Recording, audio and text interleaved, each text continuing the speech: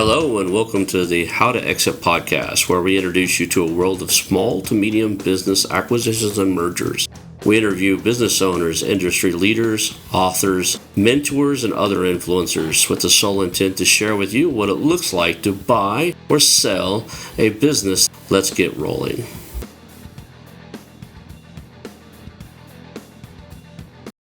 And now a moment for our sponsors. I want to highly recommend you get Acquisition Aficionado magazine. Every month, Acquisition Aficionado magazine brings you tactics for business buying and selling you won't find anywhere else. Learn firsthand from industry leaders who share their success stories, featuring in-depth interviews and stories from leading figures in the business acquisition industry. This multi-platform mobile magazine speaks to acquisition entrepreneurs wherever they are in the journey. And I want you to visit acquisitionaficionado.com today.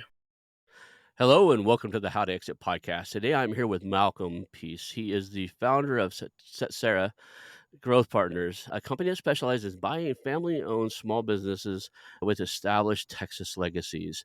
Thank you for being on the show. Did I get it right? Yeah, that's Yeah. great. I really appreciate that. Yeah, it's cool that you have a cool name. I was like, did I say that right? Because I Yeah. really want people to make connections with things, and when they read the name, like he butchered that. So I want to make sure we get it right. You're down in, I think we were talking before the show. You're down in the Austin, Texas area, right? Yeah, I'm actually born and raised in Austin, so came back a couple of years ago. Grateful to be a part of the community that's growing here, but yeah, thankful to be also established here, And long-term roots. yeah, you talking about a place that's changed over the last 15 or 20 years. Austin has really changed its landscape. Now, I've been a few times. I love the place. I've never been to South by Southwest. I don't know why. I probably should just go. Anytime I get a business opportunity, someone says, hey, can you go to Austin? Yeah, I'm there. Great music, great vibe downtown, great food. For those that don't know, Austin's always been kind of a home for musicians, and I like a good like blues guitar and stuff, so you can Yeah. always find somebody there. So how did you get from growing up in Austin to being on a show about mergers and acquisitions? Let's just do the origin story here. Yeah, story that could take our full hour, so I'll try to keep it brief and kind of succinct for the audience. So I ended up going and playing tennis at James Madison University in Virginia. That's how I ended up in Virginia. My wife and I met there soon after, got married kind of soon after college, spent some time in Virginia. And candidly, I got an opportunity to go work with the University of Virginia men's tennis program. That was my dream. I was going to go be a head college tennis coach. That was the plan, to go down that path. They were the number one team in the country. They had just won national championships. It was go be around the best was my mentality. And as I spent time there, I started realizing that I had other interests. I started looking at kind of the life cycle and the life of being a college tennis coach on the road for 30 weeks out of the year, travel all this amount of time. We had just had our first child. I was kind of considering, what does kind of life look like in this structure? And lo and behold, some of the donors of our program were small business owners. They owned businesses in Atlanta, they owned businesses in Alabama. They had children that were on our team, or they were legacy team alumni themselves. And I kind of looked across the aisle and said, how do I get from here to there? I mean, their lives looked so much more just balanced, I think is the best word I could describe it. As I started exploring that, we got a new dean of the business school at the University of Virginia, Darden School of Business. And him and I started playing tennis in the mornings. Dean Beardsley was a great influence in my life for a season of time. And candidly, he started just talking openly, talking and sharing like what his life looked like. He was a managing partner at McKinsey, and kind of looked at like his life and said he had traveled more time in an airplane in a year than he did on the ground. And I kind of looked at his life and I was like, wow, how do I avoid that too? When someone reveals that kind of life with you, that you tend to open the door, they tend to open the door to ask real questions. So I started communicating to him, hey, I see this person over here, this family over here that have these businesses that have been around for so long. How do I get from here to there? And he said, well, I just happened to read this business school. Why don't you come check it out? And so I took 2 years at the University of Virginia at Darden. I credit a lot of the teachers being willing just to answer a lot of my questions, from going from a transition of a college tennis coach to I want to own small businesses. And when I took the time to really reflect on what I was trying to do, one, many career counselors said, why don't you do a stopgap? Go get an investment banking job. Why don't you go do this in between situation? And I kept looking back and thinking, wow, like if I look at my family's history, entrepreneurship, and owning businesses that really brought positive change and positive influence to the community has always been a part of my ethos and part of my family. So the name Tsetserra really comes from that. My family, I'm a first generation American. My family moved here in the summer of 1990. I was born 6 months later. They were entrepreneurship. That's what it was. My mom's side, it was all in cattle, dairy and cattle. And my dad's side was in banking and finance and other aspects, accounting and things of that nature with his grandfather and generations beforehand. And so when they moved to the States, entrepreneurship was what they did. My dad was running an import export business. My mom self taught herself how to do computer programming and came and started working for startups here in Austin. She was part of, if you recall, during green card days and things like that, people were getting awarded through the green card lottery. They would come based on the skill set you had. And so they landed in Austin for numerous reasons, but landed in Austin really to start their entrepreneurship kind of restart to life after leaving South Africa during the breakup of some political stuff there. And so I share all that to say that when I was going through the experience at Darden, I often found myself reflecting back to like, who am I at a core person? So I took 2 years to essentially work any opportunity, paid, unpaid, to transition into owning, running, and developing small businesses, particularly lower middle market. There was a very strategic interest there because it was an opportunity to build a life that I really wanted to see that wasn't 30 hours of, sorry, I should say 30 weeks out of the year on the road. So pretty intentional from that perspective. And that kind of got me through kind of that transition period. I get it. When I got out of the military, I was in the military for a little while. When I got out of the military, I worked for Lockheed Martin. Hmm. And once our project was ready, we had to travel a lot to install it. I can't talk too much about what we did. I can tell Right. you we built firewalls for different agencies and military stuff, big firewall systems, security systems. When it was time to go install those, test those, and put them in the field and make sure they're up and running and teach the different units about it, there were times, there was at least a year, maybe a year and a half there where I was at home less than 3 weeks in a single year. I was on the road, and I was newlywed at the time, and we were having problems. It was one of those, I ended up quitting the job because I was like, "'Cause this is just too hard on our relationship." What it turned out is we just, you don't know anybody until you move in with them. Right. So I quit the job and went to a different company, a different tech startup. All my friends were making millions in the tech startup world, so I went into that realm and turned to find out we just didn't like each other and ended up divorced anyway. Understood. To end that story real quick, I moved over to the dot-com era right as it blew up. Yeah. So I got really good at liquidated equipment and having to lay people off. It was bad timing on my behalf. Made Sure. some money in the space. But yeah, I love Austin. I love what you're doing there. Let's talk about the type of companies that you're looking for, what your goal is to do with them, why you chose Yeah. that kind of stuff, because that'll help. There's some lessons in there for other people. Yeah, great question. So I think it all originates back to the name Tsetserra. I think it's important kind of from an ethos perspective and what we do. So my family owned one of the largest 70,000 acres cattle and dairy producing farms on the border of Mozambique and Zimbabwe. It was on Mhm. my mom's side. It was called Tsetserra colloquially or like within our family. It was at the base of Mount Tsetserra. You can look it up. Very remote part. They had a big farm set up there. But the biggest part in the stories that I continue to hear, even with my grandmother, who's still alive on my mom's side, is how this piece of land, this area cultivated a culture of just community amongst the locals that were there, as well as a resource that just really benefited the local community. And my great grandfather was an entrepreneurship through and through. And so for him, there was some capital side of it that he wanted to obviously produce, but he never missed the chance to be able to take care of the local community. And that still is part of what we do today. So I share all that to say that we look for businesses that have been established players in the market for an extended period of time and have a local reputation, particularly be able to invest in those and continue to make them develop and grow so that we can benefit not only the local community, but the employees that we have there. So I was really going through my own discovery and development of kind of our thesis and what we do. It came to me that there is a big need for these small businesses that have historically been in a family for some period of time. There's not a son, daughter, niece, or nephew that wants to take them over, come into those businesses and continue to see them grow and thrive. In the space, a lot of people call it buy and hold. I really call it preserve and make them thrive to what they could be. And in the hopes that we can continue to just grow the team and the team that's already there sees the transformation that takes place. Now, you go out, you've made acquisitions so far, right? You were Yep. telling me earlier about one you did recently. What did you go through to find it? Did you go through a traditional, like, search process, like the scholastic version of a search funder? Or what was your process in which of locating these? So when we first got started, it was broker, small investment bank is really the direction that we went initially. It was just easier. They've already been teed up to some extent to be considered for selling or want to sell, obviously.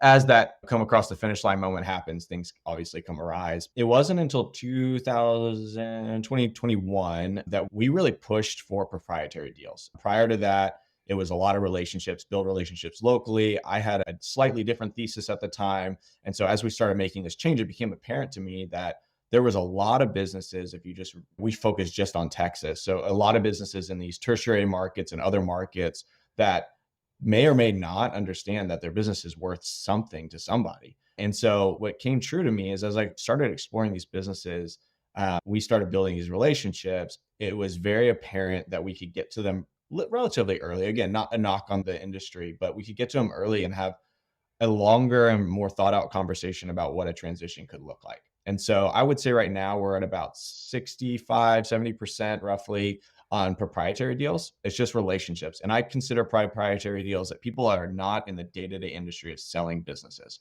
So no brokers, no investment bankers. They may be people that are wealth advisors, tax advisors. I recently last week had a conversation with a landscape company from a relationship I have at PNC Bank. All these people that interact with business owners, I would call them proprietary still. It's relationships that we've developed. And then it's direct email and direct phone calls after that. So that would be about 60 to 70% annually of the deals that we look at. And then 30% of it comes from a drip and process that we do with brokers and investment bankers and keeping us at the top of their mind. And so this last business, this manufacturing company this past fall came from actually a brokered relationship that we had nurtured over time. They had presented the deal to us. The price just wasn't right when they first marketed us and said, hey, in a couple months, if things change, if their circumstance changes, please reach out. And that did. 4 months later, there was a circumstance with this previous owner and they needed to move relatively quick. I think I jumped on a plane the next day after I got a phone call, if not maybe 2 days within that. And so that was it. I jumped on a plane. I landed in the middle of a small little area. It's in Harlingen, Texas, which is South Texas. And I got an Uber to the restaurant that I needed. And then I tried to request an Uber to get to the actual building to have the meeting. And there was no Uber. So I walked a mile in order to have this meeting with the broker and the owner. And they were blown away. But I wanted to make the impression that I didn't really need their resources to go put this all together. And so I'm glad I had enough time to be able to facilitate the walk of a mile or so All from right. the restaurant to the building. But yeah, that's how that relationship came to be. That's quite a little story there because not too many people have done that. Most people probably would have called them and say, "Hey, I'm stuck here at the restaurant. Can you send somebody to grab me?" To be truthful to the story, I called the broker and I said, hey, are you at the facility yet? And he said, yeah, I'm already here. And when he told me that, I said, well, then I can't ask him to come pick me up now. But if he was on his way, the plan was for him to come pick me up. But after I found that out, I said, no, I guess I'm going to have to walk. And so I carried my backpack over one shoulder so I didn't sweat at my back and showed Yeah. up and told him the story. Now that was a recent purchase?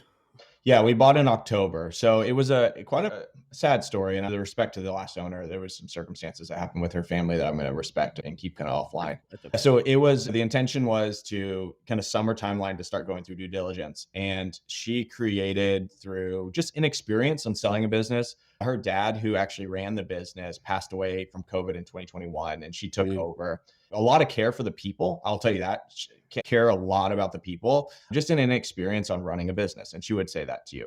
And so I feel comfortable saying that when we came to trying to close and go through due diligence, there was a lot of hesitancy and resistance around getting the deal done. It just was a complicated equation. And candidly, there was a family law attorney that was involved and just he hadn't done a lot of M&A transactions, at least from my experience with him. It didn't seem that way. And so there was a lot of extra NDAs that I had to sign. There was a lot of resistance about handing over information that made our process a little bit longer. So I wouldn't say a 6, 7 months due diligence is ideal, but it was a little bit out of my hands at times. To respect to her, it just made it a little bit more challenging, but we essentially got it done at the end of, sorry, beginning of October. So, if you're listening to the show and you got a business for sale, do not use your family attorney and do not use attorney that set up your LLC.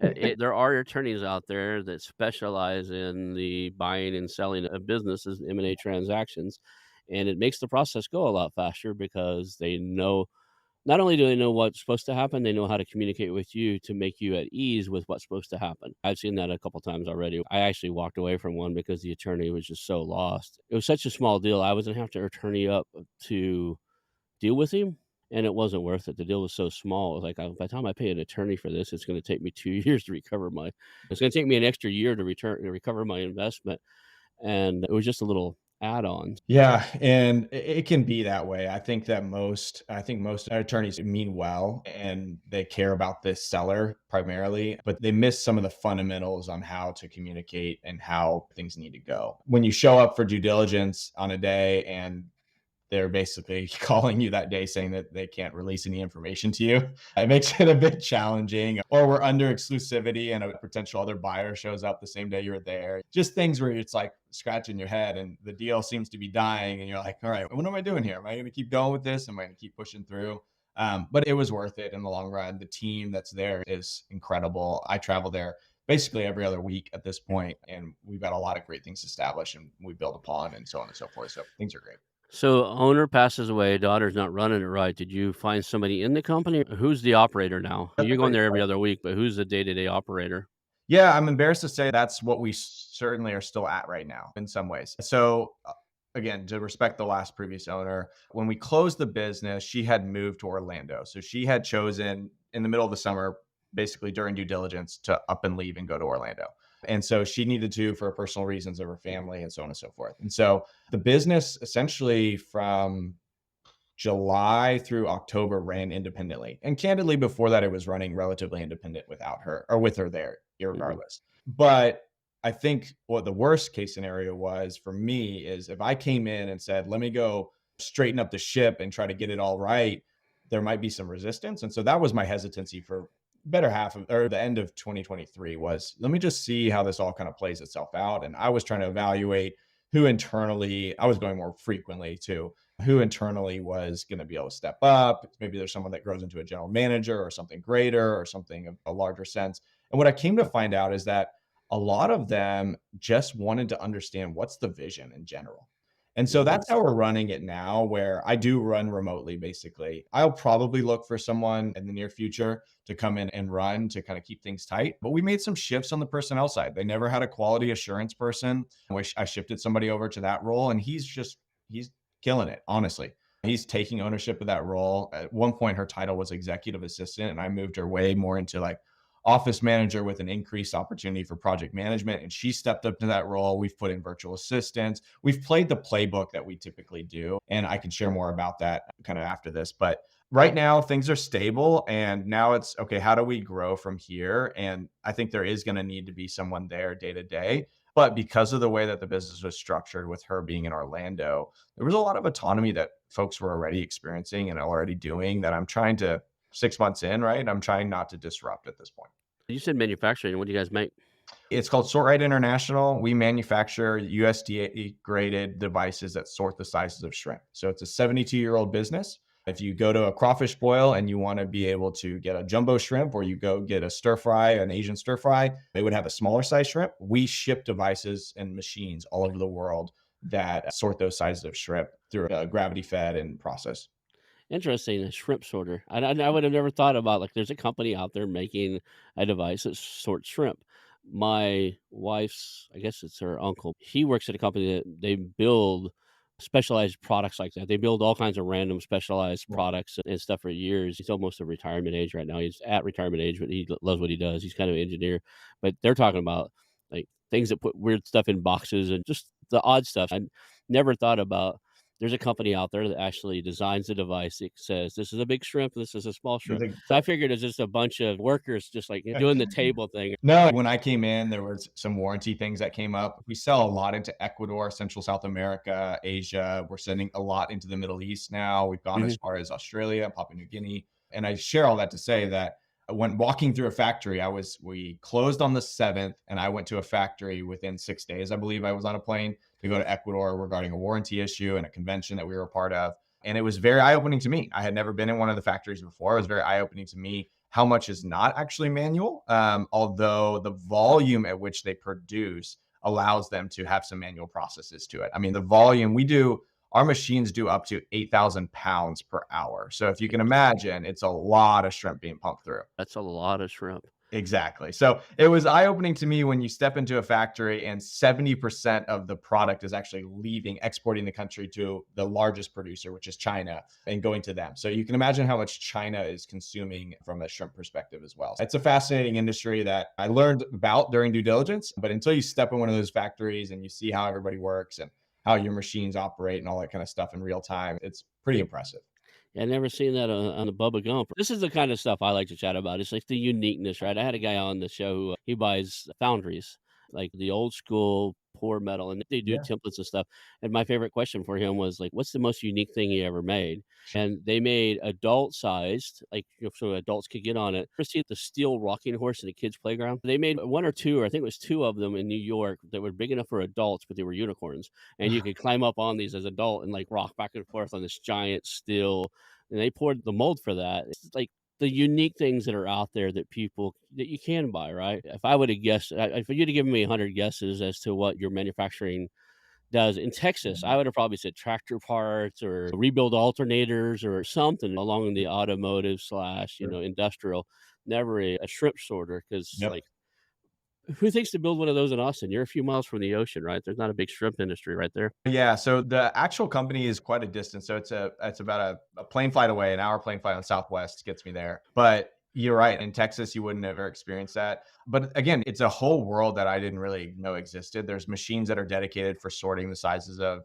onions and potatoes. And a good friend of mine owns a potato company in Albuquerque, and he's using certain other machines. And there's a whole industry to it. Rollers, particularly, you see them in like Amazon factories and stuff. We do rollers that are 12 feet, 10 to 12 feet long. That's a specialty in its own that very few people do. And so, all that to be said, I think all these little niches, there's opportunities. And candidly, you mentioned when you graduated, I'm 32 years old. And when I get to step into a room with an owner who runs this business and it's a boring kind of blue collar industrial type business, and they don't have a niece or nephew or anybody that really wants to run it, and I can sit down at 32 years old and say, I love your shrimp manufacturing company. I love your brick company. I love your bridge installation company. I Yep. love these things.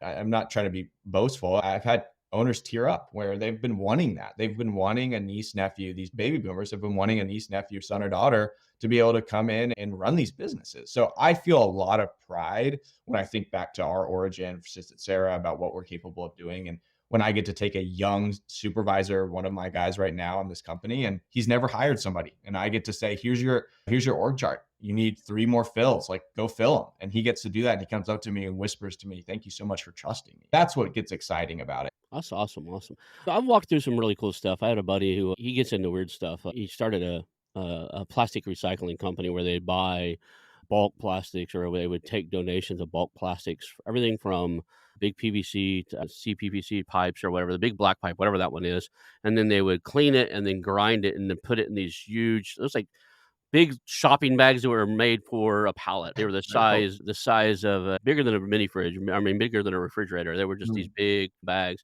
and they had these devices that would cyclone like the small pieces out so they could sort them by size, and they ground them in these giant grinders that would have metal detectors. I walked through that place a half a dozen times. Matter of fact, I wasn't even doing marketing at the time, but he needed somebody to come through and help grow it and do some stuff. Redid their website for him, put their social media up, and for about 2 months, I went over to his office and did some marketing stuff just because I wanted to be around that. And then he jumped for another cool company, bought the technology to make a new type of cattle feed. It presses the feed into little square cubes for the cattle. And the technology is different in such that most of the time when they make the pellets, it uses a lot of filler. So when um, they feed the cattle this filler, your family used to be in the cattle business. When yeah, they feed the filler, it takes a lot of the feed to put weight on the cattle. The new method's more protein and a better quality. It takes less pounds of feed per pound of meat or muscle that they can put on in the finishing sure. lot. So it's a more efficient way and healthier way for the cattle. So they bought that technology, and I don't know what he's doing now because the other day I seen him selling luxury cars online. So I think it's either a side hustle or he sold the cattle plant, or but he jumps from one thing to another. Yeah. I would say I went to this convention in October in Ecuador, and I saw all sorts of amazing feeds on the feed side, irrigation or aeration side, and all this type of stuff. I mean, it's neat what people are able to come up and do. I mean, I that's what I always say. I always tell an owner at the end of the day, the fact that you started this from nothing and built it to where it got to $3 million in revenue and plus, you've done harder work than I will ever do. I got to give you all the credit. I mean, Right. what you've been able to do is figure out how to create this product or innovate so and so product to be able to get to the point where you are today and to stabilize this kind of business for the last 10 plus years. I mean, more credit to you. I just want to continue that legacy because what you've done is impressive. So let's jump in. Okay, now you've acquired it. Now what? I'm actually going to do a series at some point. It's like, and I'm going to call it "You Bought It." Now what? Like, because I've been talking about buying, growing, and selling companies, but we usually spend the talk about buying it or maximizing the exit. the growth after acquisition, I should say, because growing a company that you found is one thing, Yeah. acquiring something new and taking it down a growth and scale process. What's your plan on that? I'm intrigued to learn from you in that space. Yeah, great question. I'll kind of answer that in a long way about it. I think it's important. So I've got a group of friends. Every Monday night we play pickleball religiously, never miss it as best as we can, no matter what. Even if there's kids little leagues, we'll push it back. It came out of played college tennis. I wanted to come in and learn about pickleball. They had been playing for a while. They were gracious to let me come join their group. And now we've been playing for multiple years. And one of the things that I always bring up, and the reason I share that story is we often talk business. One of the guys that I play pickleball with, good friend of mine now for a number of years, is an investor of ours in this deal. So we often talk business. We don't tend to talk about this deal particularly. He gets kind of updates exclusively about that. But we do talk business, we do talk deals. And one of the questions I always ask when we bring up a deal and we have a conversation is, what is your thesis? And what is your thesis around this business? Again, nothing novel, but what is your thesis around the business? What's the ultimate goal you're trying to do here? And so when I looked at this deal, Sort Right, and I'm embarrassed to say this because I always get more questions that come after this. The business had done $980,000 net at the end of the year, and I bought it for $400,000 cash. Kind of a weird structure, right? Like things you don't typically hear about. What happened is the owner wanted the real estate and the business to sell. Originally, it was all priced for around $3 million. I didn't think it was worth that. There were some constraints around all of that. They had 1 year that didn't look very good, and it was essentially when the owner died, kind of as he Hmm. was phasing out health wise. And so when I looked at it and I said, how do we make this the best thing possible? If I buy it low, my main goal is to stabilize it as soon as possible. So we had put together a plan for the first 100 days of just to get this stable. The last thing I wanted to do with employees that had, on average, been there for 6 years, a lot of them had been in this company for a long time. The last thing I want to do is come in and people just scatter. That was my biggest goal. Is they had been in a circumstance where the owner had left, the previous owner had died. The last thing they needed wasn't someone to come in and be like, "All right, let's get to work and let's push as hard as we can in X, Y, and Z." So candidly, the first 100 days was just stabilize. Deal with the personnel side, the customer warranty issues, all those types of things, and just stabilize as best we can. Now we're in what I would call growth mode. Now it's, hey, I've been building in the background. Here's all the software. One of our strategies is we do low code, no code software implementation. So we've got a process of really sales is a lot of it, but then manage it to the back end, connecting it with QuickBooks and other softwares and things of that nature to monitor and performance. I was building that in the background while also stabilizing the personnel and the warranty issues from a customer perspective. And so once the new year came around, about mid January, we rolled that out. And candidly, it's been well received. But if I would have rolled that out in the first 100 days and just like gung ho, I don't think it would have been. We had family, what I call family meals. And we would sit down every 2 weeks or so. And I show up and I say, here's what I'd like to talk about. Any other questions? Well, actually, I gave it to him as an agenda the day before. Here's what we're going to talk about tomorrow. Any other pre questions, feel free to bring them, and kind of just left the table open, sit amongst the group, sit in the middle of the table, but don't sit at the head of the table, and let them just ask, because they had been in such volatility and uncertainty for so long. 90% of their conversations was like, am I going to have a job? What does the sales process look like? And so being able to lay that out very clearly of like, here's the runway, here's what we're looking at, here's the sales we have coming down. What I wasn't anticipating is their need for just security. I mean, that's really what it is. And I think that's what a lot of these small business owners have to offer in some cases. When I look at the kind of, this is a little bit of a macro thing for me personally, but when I look at the schema of everything that's going on in the tech space and other spaces that have all these layoffs, and I had a coffee with a friend this morning that his wife works at one of the tech companies and she's nervous about coming back from maternity leave, all those types of things. Like, one of the things that these small business owners can really do, and myself in this position, is we can provide a secure situation for these business owners by giving them transparency. Tomorrow, we're going to have our quarterly meeting, and I'm going to explain, here's what our sales process looked like for the last quarter. Here's how we did. Here's our runway. Here's our hits. Here's our losses. Here's our margins. Here's how we managed overtime. Here's how we did all these types of things. So they know, hey, I can lock in and I can go buy that new car I needed, or I can go do whatever I needed to do for my family at the time. And I think that's the real kind of sell point. I can't create a cafeteria with all you can eat food, but I can create a circumstance where like your paycheck's going to clear and you're going to have really good foresight at your future here.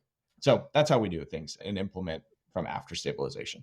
So, do you guys have a couple questions? I just did an article for my newsletter on protection or IP, moats, just basically looking for companies that have some competitive advantage, especially in a market where our economy is faster than ever becoming a global economy. So, how many companies out there make shrimp sorting machines? Yeah, there's quite a few. There's some that can only compete locally and regionally, and then there's some that obviously compete internationally and such. I'll take it just from a real candid conversation that happened with my sales guy yesterday. So Esteban is our international sales. He is actually based in Mexico, but travels quite a bit for us. And he's been with the company since 2016, but has had 40 years, I believe, in the industry. I could be wrong about it, 30 or 40 years.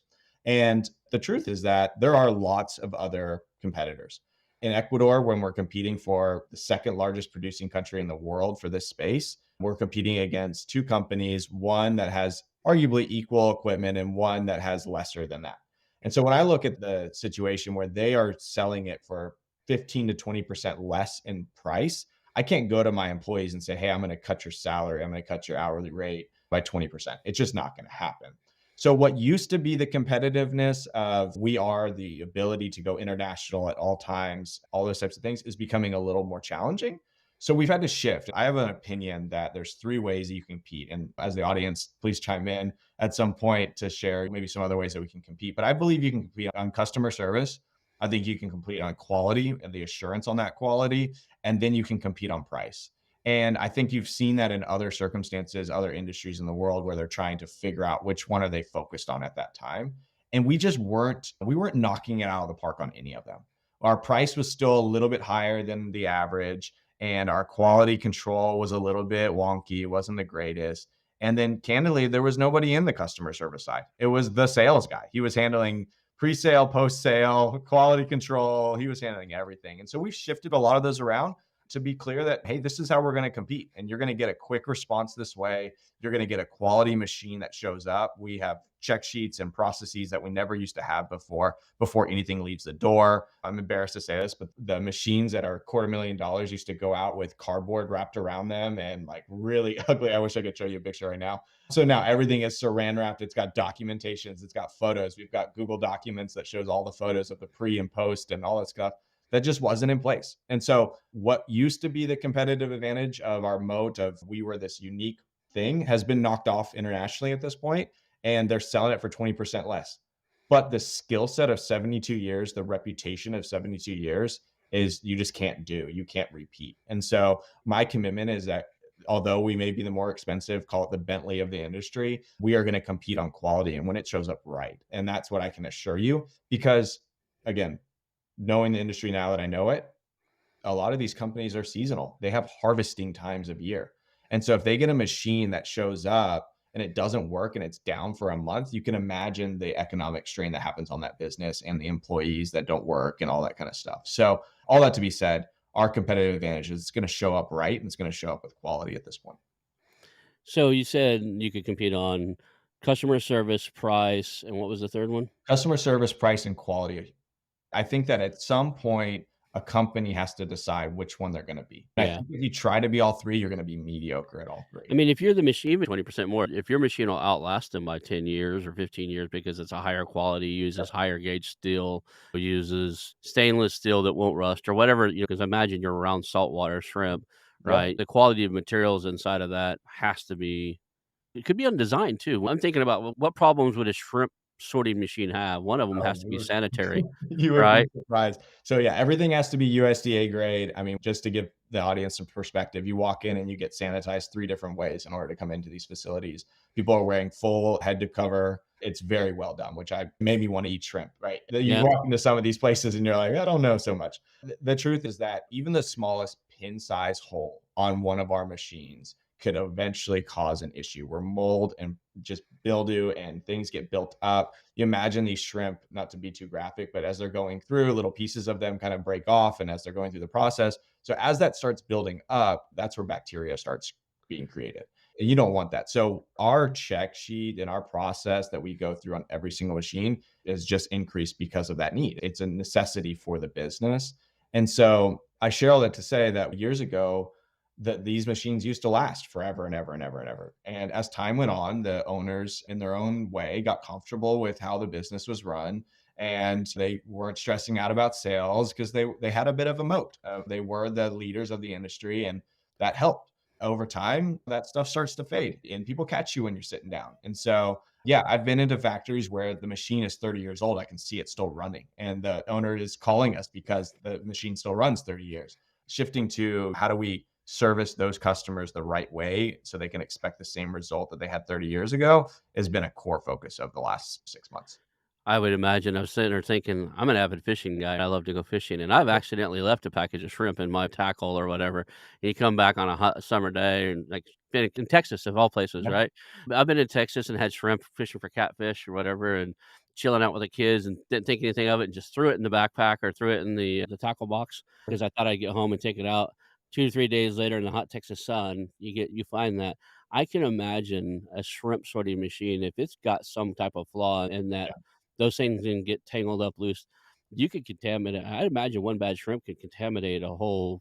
I wonder if it's like fruit too, where Yeah. the bacteria from like if you get a one rotten apple can spoil the whole bunch because the bacteria that rots the apple can rot the other ones faster. I wonder if a bad shrimp can actually make the whole package bad because that bacteria grows and gets on other stuff. Yeah, there's a lot to that, and not to go too much into it, but yeah, I have been impressed just being now in this industry for the first time. Like, I'm impressed with the quality control that a lot of our customers have. I mean, I really am, and that gives me assurance that I can go have a coconut shrimp, which ironically was one of my favorite pastimes with my mom every year at Outback Steakhouse. Shout out to them. Yeah. So, as a company specialized in buying multiple companies, are you looking for more things like that that you guys can cross sell, upsell? So, if there's a sorting machine, is there a packing machine somebody else is building? How are you going to?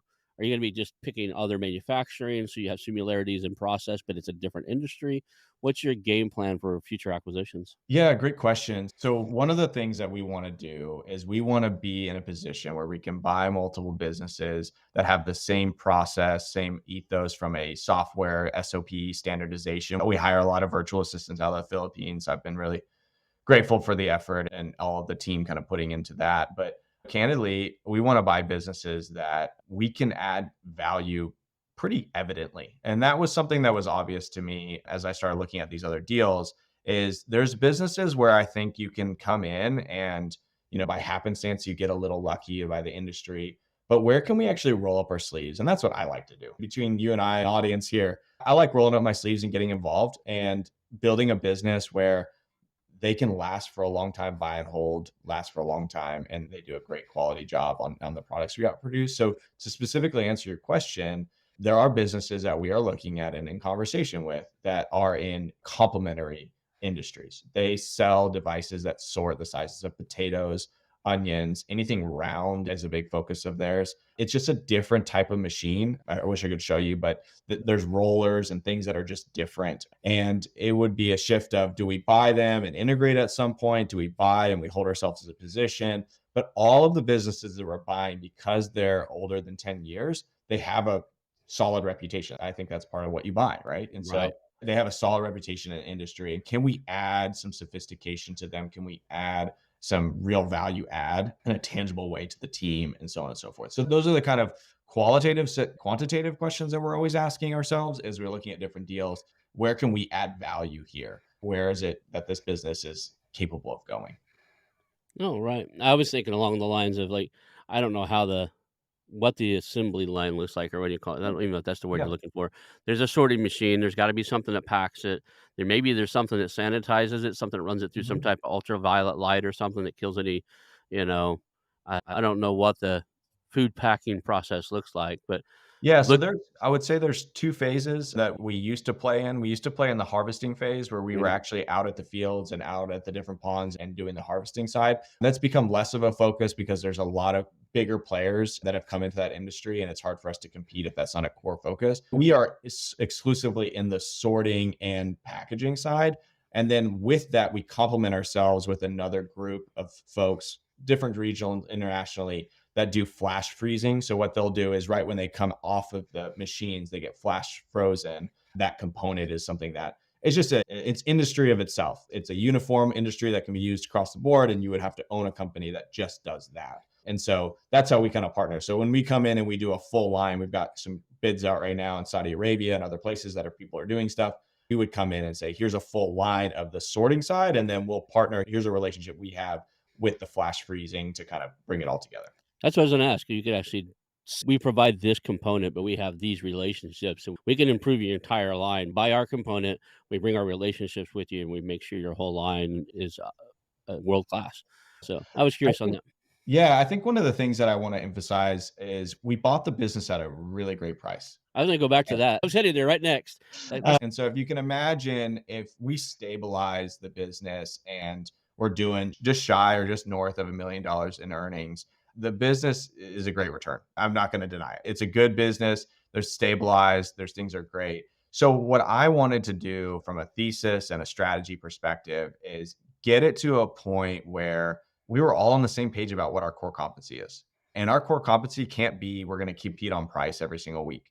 And I had a sales guy, bless his heart, I really enjoy him. We have a great relationship. Kept asking me, can we have a discount? Can we have another discount? Can we have another discount? And eventually you just run out of that as an option. And so when I looked at it and I said, okay, what are the two other ways we can compete? Customer service side, although we had a phone, there was nobody really answering any customer complaints. It was going through my sales guy who needs to be focused on new relationships, really. And then there was nobody really checking the quality. The machines went out, to be real for your audience. There was 3 machines that went out within a year before we closed, and I've got about 80, $90,000 worth of warranty issues that are coming in now. So just from a perspective, from a price perspective, I could have paid 2 guys a year's salary for those issues.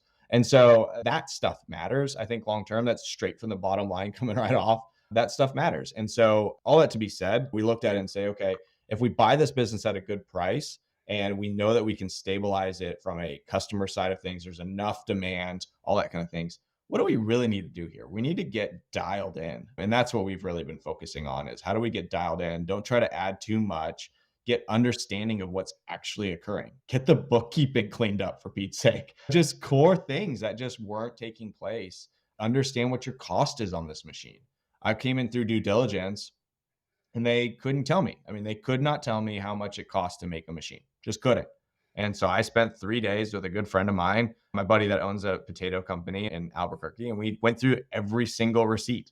I ran my own Q of E because I was like, I don't even know where to start with this, and they don't know where to start with this. So let me just show up on day one on here and just grab every single receipt. And we did that for about a year's worth of sales and expenses. So, anyways, that gave me assurance that there was enough margin in these machines and we can make this work. so what's your goal? I mean, I don't wanna give industry secrets away because that would be not helpful to you, but what's your goal for margin? Where do you think that this company and similar companies the reason I ask is I've actually interviewed the author and the trainers of a business you might have heard of, The Great Game of Business. It's kinda like EOS or one of those. I've interviewed those guys too. In the interview with The Great Game of Business, they started off they have about 60 plus businesses. They're doing manufacturing and remanufacturing of tractor parts is mostly and parts businesses. And they opened my eyes and said the national average for profit margin is less than 6%. And they take these companies that are making less than 6% and turn them into employee stock option companies and do just a totally different realm. The whole great game of business is about getting everybody at the company to own their stake. Now, what's your goal inside of this? Are you willing to share that? Like, do you think this company could eventually be a profit margin of 20% or 18% or Yeah, 15? let me tell you this, and because it's transparently on our site, we Mhm. don't look at businesses that do less than 15. So I'll tell you Okay. it's more than 15. Yeah. That's one of our criterias. The business has to be able to sustain itself even if things kind of drop off a little bit, right? And so it's north of 15, but I always say that like because we bought it at a good deal, my investors are very happy. We're in great communication. It's a small group. So part of the deal that I wanted to do personally as we look at businesses like this is I wanted to build a network. I've got about 30 people on a Rolodex now that we make those phone calls. This last deal, we made 5 phone calls. One guy couldn't do a capital call at the time. And we closed the deal very quickly once we got through the due diligence, NDAs, and all the things that she finally approved. But, truthfully, yeah, the business does well and it just needed to stabilize. They needed reassurance. Again, my employees on average have more than 6 years. That's excluding one guy that's been there for 40 years. So just guys that have been in this kind of generation of the business, 6 years average, there's a lot of knowledge there. There's a lot of understanding about how this business is run, how to do it right, how to build things, how to manufacture them, what should take what certain amount of time. The last thing I wanted to do was lose anybody. And just to tell everybody, to be frank, the week before I came in, 2 guys that had been there less than a year, father, son, moved out of state. They left and they thought they could earn more money somewhere else. And since then, we've lost one guy. He went back to the police force, and we talked through that and so on and so forth. But we were able to stabilize, and I'm really grateful for that. I'm grateful for the buy-in of the team. I'm grateful for the fact that they understand that like this is not a sprint, this is a marathon. And candidly, it's a circumstance where, as long as things can kind of click along the right, I mean, everybody in should be benefiting long term. So I've made a few offers where like the company was a little distressed and I thought I could turn it around, kind of like you just did. And the way I positioned mine, because the offer was way like something similar was way less, is I left some skin on the table for the original owner. Did you buy 100% of the company, or did you like buy 75 and say, look, here's our plan, here's what we're going to do with it. This 25% of the company is going to be worth a lot more than the 75% I'm buying today. I mean, what was your So we bought 100% of the business. The plan was to buy the real estate and the business. I could share this now. Some things came up as we were exploring the real estate side. And so we have put in a lease for that. So we have an option to purchase. We have a first right of refusal. I can't go into all the terms of it, but we have right? first right of refusal on the real estate if that's something we want to explore down the future. But we set up a pretty, what I would consider a good situation for her, given her circumstances. She gets a nice lease circumstance and she got some good closing cash. And so it wasn't, I wouldn't say it was the walkaway cash in the pocket that she was hoping for, but there's still that option for her. She can still sell the real estate. We have the option to purchase it if that comes out, but she can still sell the real estate. And there's flexibility from that perspective. But we retained 100%. And honestly, she was ready for that. There was one minority partner who was ailing that was friends and business partners with the dad that passed away. And I since have never met him to this day, but she was fully out of the business by the time October came around. I always heard you say about distressed businesses. I think there's two different types of distressed businesses. There's financial distressed businesses, and that there's personnel and kind of vision and where we're heading kind of distressed businesses. Owner distressed or business distressed, right? Correct, correct. And they're different. They can be mutually exclusive. They can also be the same. It can be a combination of all sorts of things. But the market was very clear that there was still a need for this business and that we could comfortably come in and make that happen. Now, on the personnel side, we had to do some work, and we're still doing that work. But I'm grateful. Are you familiar with the sell leaseback strategies? A little bit. Tell me a little bit more. Sell leaseback is where if she decides you really need the money from the real estate, you can make an offer to purchase it, and then you buy the property, and within a day or two, sell it to a third party institutional investor. A lot of times they'll pay a premium on it because they'll give you a 15-year lease. So it all depends on your profit margins. A lot of times, like the ones that I've helped with were in the like high rent dental offices and stuff like that, things that the business could handle a higher than average. So you could pay Mhm. a little bit of premium because they're going to pay you they're going to look at it and give you a particular cap rate that Okay. they're looking for. And a lot of times they'll give you more. That's one of the ways some of these guys, you hear these guys say, I'll buy a dollar down business. I put a dollar down and buy the business. One of the strategies they're doing is they're buying both the real estate and the business. They're doing a sell lease back of the real estate. So they're selling it to an institutional buyer, leasing it back from them, and using that proceeds from the sale to fund the entire transaction Yeah. because they're taking a premium on it. Like if their rent was supposed to be, let's make the math over simple and way underpriced, let's say $1,000 a month, and they can really easily afford $1,500 a month, Yeah. then the institutional investor will pay more for it on a 15-year lease, right? They lock themselves into a 15-year lease at 1,500 with a every 2 years they have the opportunity to raise the rent by market percentage. So there's built-in rent increases, Yeah. but then they can take that capital and say it was $1 million property, and because you're paying more rent, the investor might pay 1.5 million for it, and then now you got $500,000, or you got $1 million to give to them and $500,000 worth of working capital Hmm. to turn the company around. So there's structures out there. They're not as easy to get done as a lot Yeah. of the gurus and mentors will teach you because every single one of these investors have their own criteria. A lot of these guys that come and want to do these type of deals, they're fairly new at Mm. this, and the one thing I'll say about it, if you're listening out there and like, hey, I want Ron to show me how to do this, understand that that investor loaning you that money to or buying that real estate from you is going to verify you have the ability to pay that lease outside of the business you're purchasing.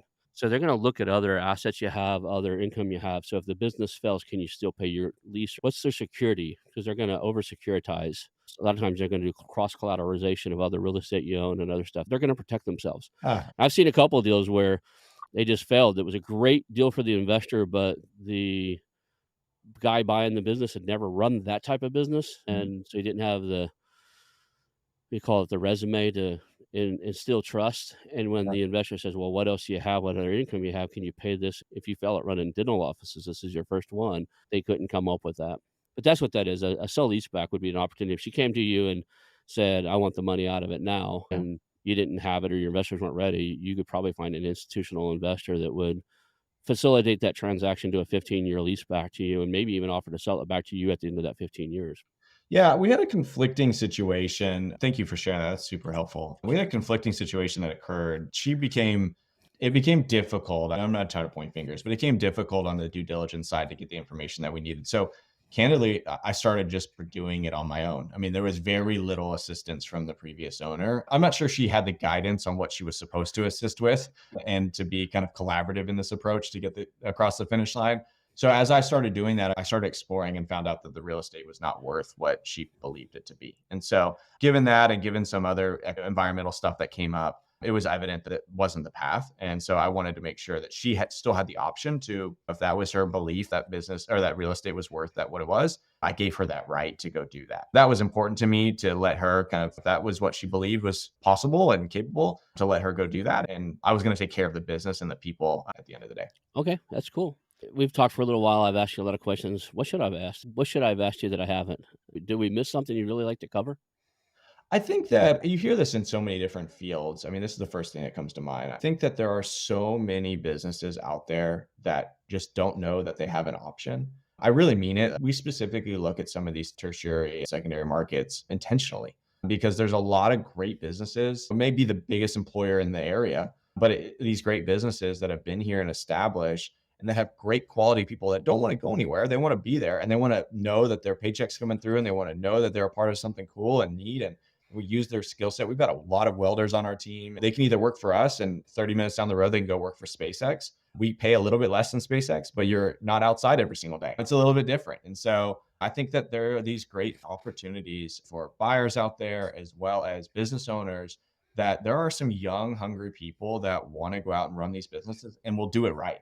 I think that's the part that I always try to encourage a business owner is look, I may not be the buyer for you, but at the end of the day, like I can assure you through proven exercise here that I'm going to take care of your people and that I'm intending to run this business long term. And so that's what I would say is that there is a plethora of people. The grass is ultimately wide for both parties. And a lot of people just don't cross collaborate on this kind of thing, I think. And so we leave it up to investment bankers and brokers to do that part. And they do a great job to fill the gap. But I think the gap is even bigger than they fill that there are a lot of owners and a lot of buyers that could really benefit from each other. We stepped over something I really would like to chat for just a second. We're running out of time, but how did you build your network of bankers, investment bankers, CPAs, and stuff that would bring you deals? Did you go through trade associations? You go to the local chamber events?